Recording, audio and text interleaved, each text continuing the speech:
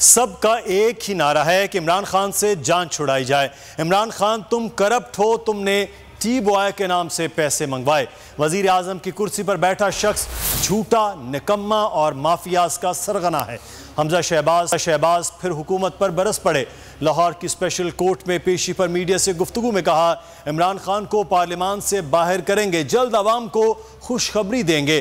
तमाम सियासी जमातों से रवाबत उस्तवार कर लिए हैं। कौम महंगाई के हाथों पिस रही है।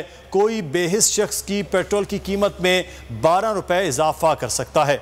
बच्चों के लिए दूध, किसानों के लिए खाद और मरीजों के अद्वियात नापैद हो चुकी हैं।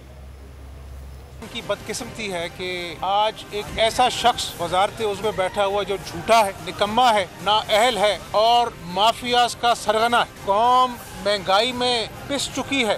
गरीब आदमी, मजदूर, क्लार्क की कुव्वत खरीद जवाब दे चुकी है। जब गरीब के बच्चों के मुंह से दूध भी छिन गया है, किसान खाद के लिए चीखो पुकार कर रहा है। खाद की कीमत आसमान से बातें कर रही है, लेकिन खाद नहीं मिल रही। दवाइयाँ जो कोरोना के अंदर दवाइयाँ जो बुखार की है वो नापैद हो गई। अगर 4 सालों में शरीफ खानदान के अंधे इंतकाम के अलावा इसने आवाम का सोचा होता तो आज किसान न रो रहा होता, आज लोग 50 लाख घर के नारे को न रो रहे होते, आज 1 करोड़ नौकरियां लोग रो रहे होते, लाखों लोग बेरोजगार हो गए। और इस शख्स को, ये फैशिस्ट है, ये सबसे बड़ा माफिया है। इसने मीडिया का गला घोंटने की हद्दुल वसा कोशिश की और मोहसिन बेग के घर इन्होंने अपना जो है बंदे बेचकर उसको घसीटकर बाहर ले आए।